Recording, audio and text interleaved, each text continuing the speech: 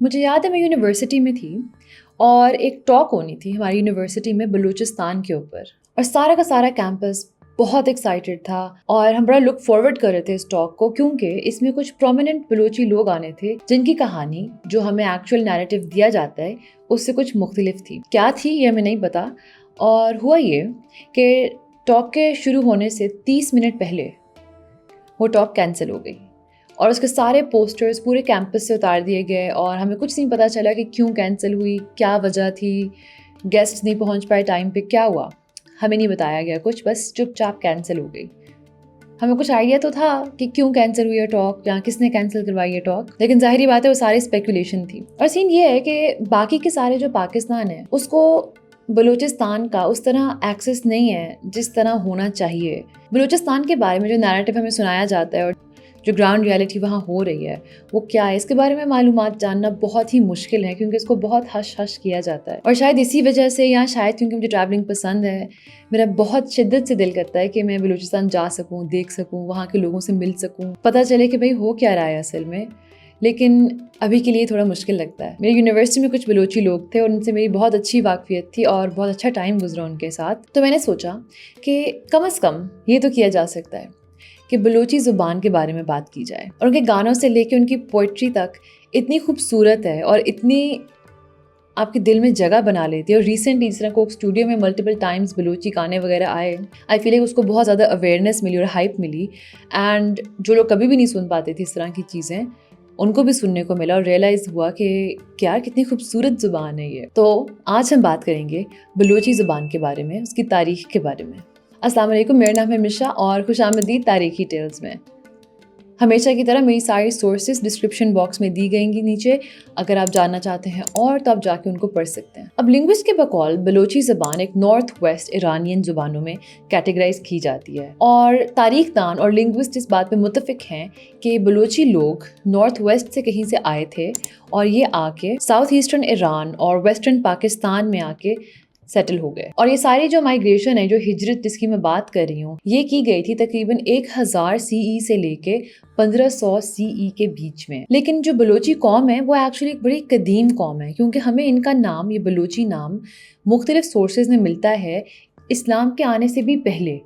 تو یعنی کہ یہ جو لوگ ہیں یہ کافی عرصے سے چلے آ رہے ہیں، یہ کوئی نئی قوم نہیں ہے۔ اگر بلوچیوں سے آپ خود پوچھیں، ان کی جو نظمیں اور غزلیں ہیں جن کو اکٹھا کیا تھا ایک لانگ ورتھ ڈیمز نامی آدمی نے 1907 میں، ان نظموں، غزلوں اور کہانیوں کے بقول بلوچی یہ کہتے ہیں کہ وہ خود سیریا سے آئے ہیں، اور وہ اپنی کہانی میں یہ بتاتے ہیں کہ ہم 11ویں صدی میں کرمان کے علاقے سے گزر رہے تھے، جو کہ اس زمانے میں مسعود غزنوی نامی ایک حکمران کے انڈر آتا تھا۔ آج کے زمانے میں یہ ایریا ساؤتھ ایسٹرن افغانستان میں آتا ہے جس کی وہ بات کر رہے ہیں۔ وہاں سے گزرتے ہوئے پھر وہ کہتے ہیں کہ ہم 15ویں صدی میں جا کے انڈس ویلی تک پہنچ پائے، اور کہتے ہیں کہ یہ لوگ اپنے ساتھ اپنی ثقافت، اپنا کلچر سب کچھ لے کے آئے اور اپنی زبان بلوچی زبان، اور جب یہ بلوچستان کا خطہ جو کہ آج کل بلوچستان کا خطہ ہے اس میں آ کے رہنا شروع ہو گئے، تو جو وہاں کے لوکل لوگ تھے وہ بھی ان سے متاثر ہو کے کافی حد تک ان کی عادات اور ان کا کلچر اڈاپٹ کرنا شروع ہو گئے، اور آہستہ آہستہ انہی کی طرح کے بن گئے۔ پھر تاریخ دان ہمیں یہ بتاتے ہیں کہ کچھ بلوچی لوگ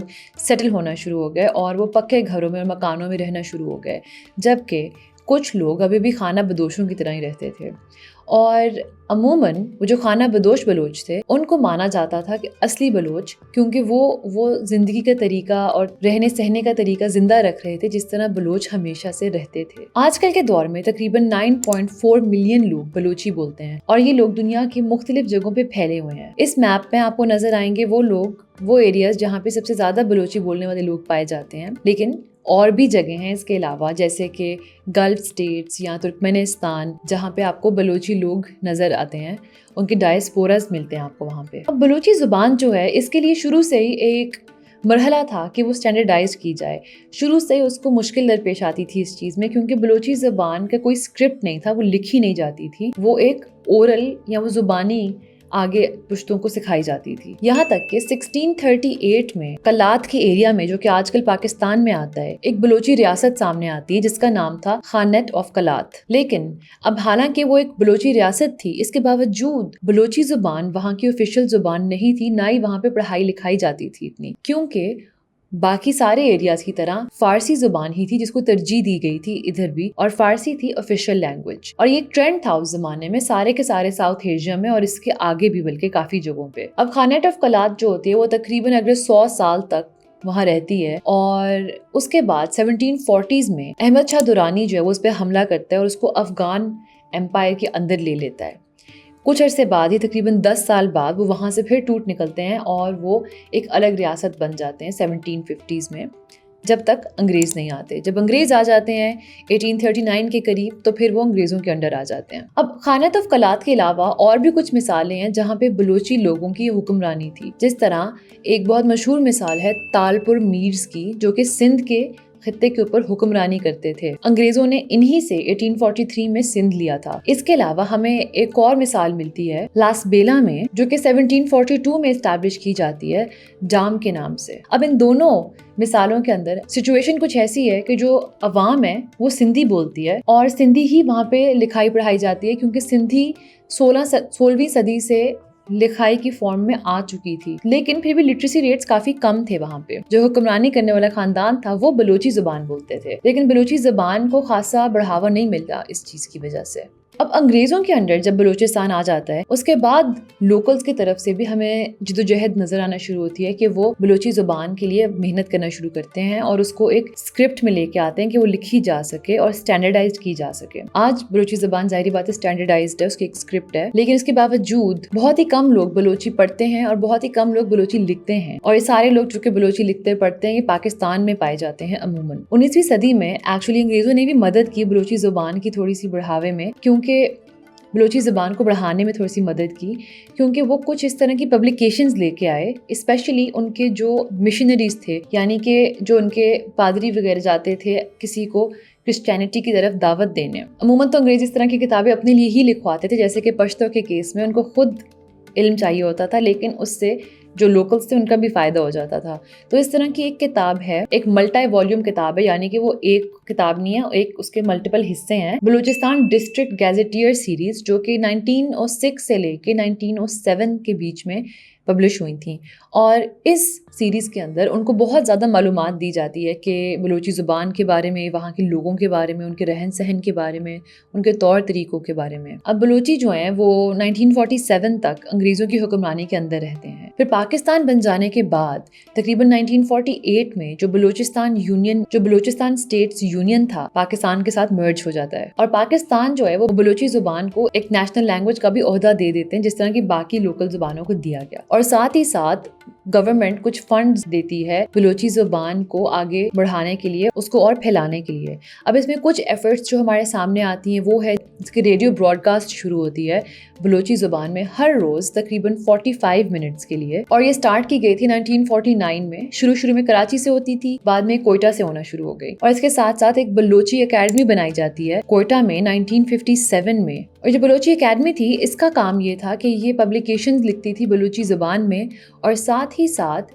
ये लिटरेरी मीटिंग्स और इवेंट्स भी रखती थी जिसमें बलूची ज़ुबान को पढ़ाया और सिखाया जा सके और लोगों को। अब कुछ अरसे बाद 1997 में जो बलूचिस्तान यूनिवर्सिटी है कोयटा में, उसके अंदर एक सेक्शन खोल दिया जाता है बलूची ज़ुबान के ऊपर। अब इस सेक्शन का काम ये था कि इन्होंने बलूची ज़ुबान के ऊपर ना तो खुद पब्लिकेशंस भी लिखनी थी, और साथ ही साथ इन्होंने मुख्तलिफ रिसर्चेस और काम बलूची ज़ुबान पे करने थे। अब कुछ अरसे के लिए बेनज़ीर भुट्टो की जब गवर्नमेंट होती है 1990 में, उस दौर में वो बलूची, बरूही और पश्तो ज़ुबान को प्राइमरी लैंग्वेजेस उनके खित्तों में करार दे देते हैं और बच्चों को वो पढ़ना लाजमी हो जाती हैं। तो कुछ सालों के लिए, तकरीबन सिर्फ 2 सालों के लिए बच्चे ये ज़ुबानें पढ़ते हैं।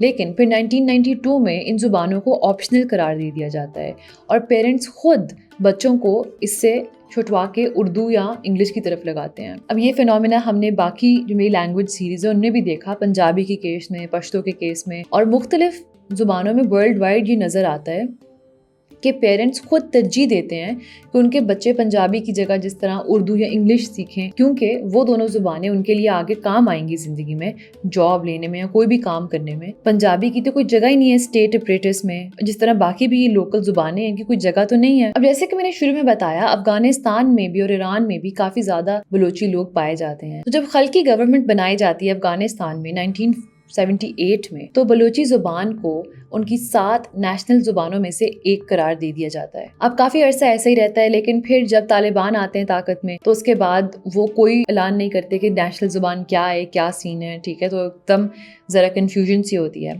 फिर 2004 में जाके वो कुछ इस तरह का रूल निकालते हैं कि अगर एक खित्ते में बलूची लोग जैसे ज़्यादा रहते हैं और वो बलूची बोलते हैं, तो वहाँ की नेशनल ज़ुबान बलूची हो जाए और उसी में सारे काम शाम हों, और जो दरी और पश्तो हैं जिनको अमूमन तरजीह दी जाती है अफ़गानिस्तान में, वो फिर सेकेंडरी लैंग्वेजेस हो जाएं। तो ये कुछ इंटरेस्टिंग इनिशिएटिव्स थे। अगर हम ईरान के केस में देखें, वहाँ पे भी काफ़ी बलूची लोग रहते हैं। तो उनकी 1906 कॉन्स्टिट्यूशन ये बताती है, वो बलूची का नाम तो नहीं लेती खुद, लेकिन वो ये ज़रूर आगे लिखती है अपने किसी आर्टिकल में कि जो लोकल ज़बानें हैं उनको इस्तेमाल किया जा सकता है, यहाँ तक कि मीडिया में भी और तालीम में भी। और एक और चीज़ नोट करना ज़रूरी है कि तुर्कमेनिस्तान में भी एक्चुअली बलूचिस्तान को थोड़ी सी रिकग्निशन दी जाती है, लेकिन शायद इसके ऊपर मैं कोई और वीडियो बनाऊँ बाद में। अभी के लिए ये थी बलूची ज़बान की एक छोटी सी हिस्ट्री।